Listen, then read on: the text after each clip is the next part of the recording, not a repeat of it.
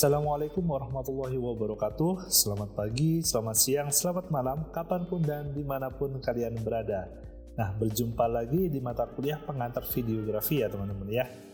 Hari ini kita akan membahas mengenai teknologi videografi. Nah, apa aja sih sejarahnya, perkembangannya, dan yang lain-lain. Oke, langsung aja kita mulai. Jadi di sini ada perkembangan kamera dan format video ya teman-teman ya. Oke, jadi dimulai dari U-Matic ini ya teman-teman ya. U-Matic ini digunakan untuk keperluan televisi gitu ya, sampai era tahun 1980-an. Nah, hingga akhirnya muncullah Betacam SP ini gitu ya, yang dimana kualitasnya jauh lebih bagus dibanding U-Matic. Dan Betacam SP ini masuk ke Indonesia pada tahun 1990-an. Nah, ini U-Matic akhirnya mulai ditinggalkan gitu ya teman-teman ya. Nah, semakin berkembangnya Betacam, semakin banyak diminati oleh orang-orang ya Betacam SP ini, akhirnya berkembanglah alat-alat editing gitu ya yang berbasis teknologi digital gitu ya. Jadi alat-alat recordingnya juga sudah berbasis digital pada zaman era-era Betacam SP ini ya teman-teman ya. Hingga akhirnya muncul digital Betacam ya. Jadi menyempurnakan yang Betacam SP, tapi digital Betacam ini bentuknya udah dalam bentuk digital. Dan sama keperluannya juga untuk iklan televisi gitu ya teman-teman ya. Nah ini ya, hingga akhirnya muncullah video alat untuk keperluan pribadi gitu ya. Nah, format video yang kerap dipakai ini alatnya dikenal dengan istilah handycam ya teman-teman ya. Ini sudah ada zamannya Betamax ini ya teman-teman ya. Formatnya dalam bentuk Betamax seperti ini dan VHS ya. Nah ini ya teman-teman ya. Nah, jadi udah muncullah handycam untuk keperluan pribadi gitu ya. Jadi ini udah Betamax dan VHS ini merupakan jenis awal dari sejarah perkembangan tontonan video di rumah gitu ya. Handycam jadi orang-orang individu gitu ya bisa membelinya secara pribadi, bisa merekamnya secara pribadi dan ditonton sendiri di rumah seperti itu teman-teman. Betamax dan VHS. Nah, seiring perkembangan zaman gitu ya, Betamax sudah mulai berhenti produksinya hingga akhirnya VHS yang masih terus berjalan untuk keperluan home video gitu ya teman-teman ya. Nah, hingga akhirnya VHS ini mulai berkembang gitu ya tipe-tipenya. Namun VHS ini masih kalah jauh sama kualitasnya Betacam SP ya teman-teman ya. Hingga muncullah teknologi DV gitu ya, digital video. Nah, ini adalah salah satu ciri utama dari teknologi itu menggunakan CCD atau Charge Coupled Device ini ya. Jadi udah menggunakan teknologi chip ya teman-teman ya pada alat kameranya. Nah, ini ya DV, digital video. Nah, yang masuk dalam kategori DV ini antara ini ya teman-teman ya. Mini DV, High DV ini ya teman-teman ya. Nah, ini ya. Jadi di sini juga ada DV cam gitu ya.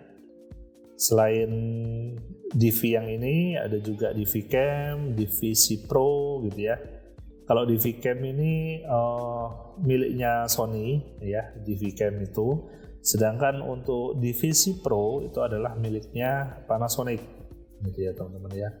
Jadi yang paling populer dulu adalah Sony dan Panasonic ya teman-teman ya. Dan dari berbagai macam DV, jenis DV yang paling populer adalah mini DV ini teman-teman ya. Karena kameranya berukuran kecil, ringan, dan sangat mudah untuk dioperasikan. Nah, hingga akhirnya berkembang lagi, udah tidak menggunakan tape gitu ya teman-teman ya. Sekarang udah menggunakan CD, handycam. Kalau kalian pernah tahu ya handycam, awal-awal masih seperti itu menggunakan tape, kemudian berkembang menggunakan CD gitu ya dan DVD, compact disc. Kemudian berkembang lagi hingga akhirnya menggunakan SD card gitu ya teman-teman ya. Jadi perkembangannya seperti ini. Alat-alatnya pun juga semakin canggih. Ya, akhirnya semakin besar juga kapasitas SD card-nya gitu ya teman-teman ya. 32 GB, 16 hingga mungkin sampai sekarang udah ada yang 100 bahkan tera ya teman-teman ya dalam ukuran SD card-nya sendiri. Kemudian ada yang RedCam ini ya teman-teman ya. Nah, ini RedCam ini udah keperluannya udah profesional ya teman-teman ya. Red drive, penyimpanannya menggunakan red drive, kemudian ada red flash. Nah, seperti ini. Ini adalah perkembangan kamera dan format videonya gitu ya teman-teman ya. Oke, selanjutnya ada jenisnya. Kalau kita lihat ada 3 macam, ENG, EFP, dan kamera studio gitu ya. ENG itu adalah Electronic News Gathering, sedangkan EFP adalah Electronic Field Production. Nah, seperti apakah bentuknya dan fungsinya? Oke, kita bahas satu persatu. Yang pertama adalah ENG. Nah ini ya. Jadi ENG itu dari namanya juga udah kelihatan ya teman-teman ya. Electronic News Gathering. News itu adalah untuk berita gitu ya. Jadi digunakan untuk kebutuhan liputan, dipanggul di pundak. Nah, saat ini jenis kamera ini juga sudah banyak dipakai pada produksi film. Jadi udah multifungsi ya, nggak hanya untuk berita aja, tapi kamera ENG ini juga dipakai untuk produksi film juga. Nah di sini ada 2 macam. Yaitu yang kamera built-in VTR ya. Contohnya camcorder ini ya. Model camcorder. Jadi camcorder ini adalah seperangkat kamera yang lengkap. Di dalamnya terdapat kamera body, kamera head, dan perangkat untuk merekam gambarnya gitu ya. VCR, kamera, video kamera recordernya gitu ya. Jadi udah jadi satu ya teman-teman ya. Jadi built-in. Nah, di sini ada istilah built-in. Jadi semuanya udah jadi satu. Sedangkan untuk yang kamera spirit VTR gitu ya, istilahnya adalah docking ya. Jadi kamera docking itu jenis kamera yang perangkat VCR-nya gitu ya, recordernya itu terpisah dari kamera body. Nah, gitu ya. Jadi kalau yang built-in itu udah nyatu, sedangkan untuk docking recordernya itu terpisah gitu ya, perangkat VCR-nya. Nah, itu teman-teman. Nah ini ya contoh-contoh kamera-kamera yang digunakan untuk liputan gitu ya, atau bahkan zaman sekarang udah digunakan juga untuk produksi film gitu teman-teman ya. Nah selanjutnya ada EFP. Nah EFP ini adalah kamera yang digunakan untuk produksi non berita. Kamera ini biasanya digunakan untuk produksi drama, sinetron, gitu ya, program non-drama, dan lain-lain. Nah, ciri-ciri dari kamera ini adalah dilengkapi dengan aksesoris seperti tripod, crane, atau Jimmy Jeep. Nah, dan kadang dilengkapi juga dengan zoom servo. Jadi ada remote-nya ya teman-teman ya, untuk mengatur zoom-nya, pembesaran gambarnya, gitu ya. Kemudian ada viewfinder dan juga ada intercom. Jadi ini lebih lengkap karena ini field ya teman-teman di lapangan. Jadi biasanya digunakan untuk pembuatan film atau drama dan lain-lain ya. Nah ini ada aksesorisnya, udah ada tripod, crane, dan lain-lain. Nah seperti ini ya teman-teman ya. Jadi produksi di lapangan seperti ini. Jadi butuh aksesoris tambahan gitu ya. Karena produksi film itu tidak sebentar dan butuh waktu lama gitu ya. Dan dari segi seninya gitu ya, pengambilan gambar ini juga menentukan. Jadi penggunaan Jimmy Jeep, crane, dan lain-lain itu adalah salah satu seni untuk movement kameranya gitu ya teman-teman ya. Angel dan lain-lain. Kemudian yang terakhir ada kamera studio atau pedestal ya. Jadi kamera studio itu adalah kamera yang biasanya digunakan dalam studio indoor gitu ya, untuk memproduksi sebuah program acara televisi. Nah ini ya. Nah kamera ini lebih banyak digunakan oleh stasiun televisi yang sudah mengudara secara nasional. Nah ini ya, kalau kalian pernah lihat kamera studio itu seperti ini ya teman-teman ya. Jadi ini khusus gitu ya, indoor di dalam ruangan gitu ya. Nah, terus untuk teknologi videonya sendiri pertama kali dikembangkan untuk sistem televisi tabung sinar katoda, nah, ya, CRT ya teman-teman ya. Jadi masih menggunakan TV atau mungkin monitor atau mungkin layar gitu ya, yang masih zaman dulu, masih menggunakan tabung gitu ya teman-teman ya. TV tabung atau monitor tabung, ini istilahnya adalah CRT, cathode ray tube ya.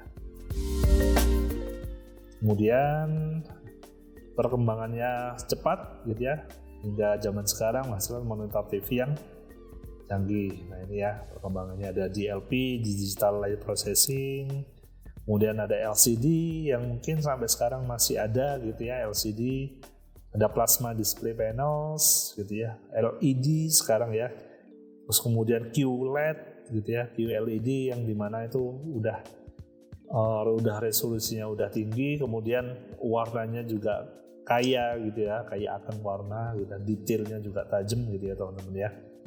Nah ini adalah perkembangan teknologi video. Nah ini ya, ada OLED juga, jadi light emitting diode. Nah ini ya LED yang saya bahas tadi, OLED, ada QLED juga ya teman-teman ya. Itu banyak sekali sekarang. Dan sekarang monitor-monitor zaman sekarang itu atau TV bahkan itu udah mulai tipis-tipis gitu ya teman-teman ya. Nah itu hebatnya sekarang, makin canggih. Nah ini ada 3D TV. Kemudian kita membahas mengenai aspek rasio. Nah ini ya, aspek rasio itu adalah proporsi lebar banding tinggi dari frame gitu ya, lebar dibanding tinggi dari frame. Nah misal gini ya, jadi standarnya itu adalah 4:3 gitu ya. Jadi 4 itu adalah untuk lebarnya ya, 4 itu lebarnya, sedangkan tingginya adalah 3 gitu ya. Jadi perbandingan aspek rasio standarnya itu adalah 4:3, atau mungkin ada yang menyebutkan juga 1,33 banding 1. Sebenarnya sama aja ya teman-teman ya. Biasanya televisi analog masih menggunakan rasio standar seperti ini, 4:3 gitu ya. Nah untuk kemudian widescreen, nah ini yang sering digunakan gitu ya juga sekarang gitu. Jadi oleh televisi digital, nah ini jadi 16:9. Untuk Amerika itu menggunakan rasio 1,85:1 gitu ya. Sedangkan untuk Eropa 1,66,1. Oh sorry, ini salah ya. 1,66:1 gitu ya teman-teman ya. Jadi dia tampak lebih panjang ya. Jadi 16 ini lebarnya, 9 tingginya gitu ya. Nah, kemudian ketika kita mungkin sedang menonton TV, kemudian ada itemnya, ini adalah istilahnya adalah letterbox gitu ya. Jadi cropping top and bottom. Jadi ada croppingnya ya teman-teman ya, karena menyesuaikan rasio, aspek rasionya 16:9 gitu ya. Nah, seperti itu teman-teman ya. Nah, terus kemudian ada very wide screen, bigger letterbox. Jadi letterboxnya ini lebih besar lagi gitu ya, dimana ini istilahnya adalah anamorphic, perbandingannya adalah 2,53:1. Nah ini lebih panjang lagi ya teman-teman ya, sedangkan tingginya sedikit lebih pendek gitu ya. Nah ini kalau misalnya kalian tonton film-film di YouTube gitu ya, atau mungkin video klip dari sebuah musik gitu ya, nah ini ada juga yang aspek rasionya gitu ya, seperti ini settingannya ya, anamorphic.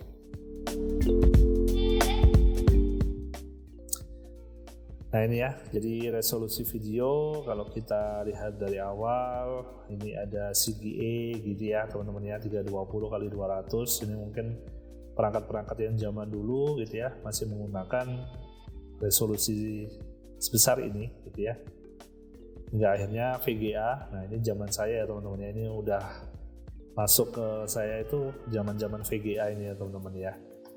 Nah ini mulai banyak tipenya, WVGA, VWVGA, kemudian ada POL ini ya, SVGA, HD. Nah ini udah HD itu udah masuk ke 720 ya, 1280x720.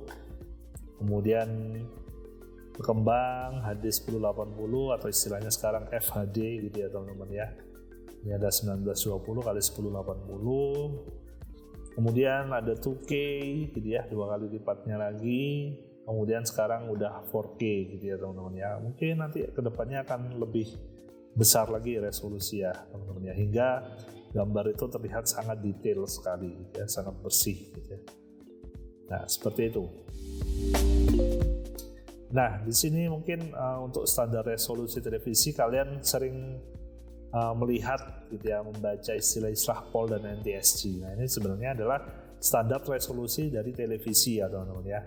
POL itu adalah Phase Alternate Line gitu ya. Ini biasanya standar yang digunakan di Eropa kecuali Perancis gitu ya, termasuk Indonesia, Australia dan Cina. Nah POL ini biasanya yang sering digunakan ya, standar resolusi untuk televisi gitu ya teman-teman ya. Nah sedangkan untuk SECAM gitu ya, Sequential Color Ave Memoire, ini bahasa Perancis ya teman-teman ya. Ini khusus standar yang digunakan di Perancis. Jadi TV-nya Perancis ini khusus ya teman-teman ya, karena punya standar resolusinya sendiri.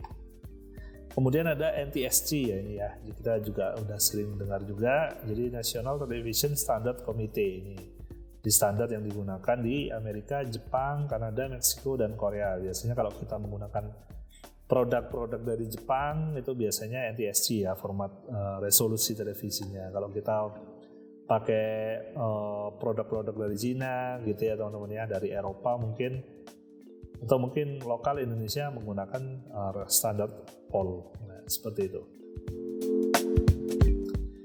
Nah, ini ada interlaced dan ada progressive scan. Nah, jadi interlaced itu adalah metode untuk menampilkan gambar dalam raster scan display device seperti CRT gitu ya, di televisi analog.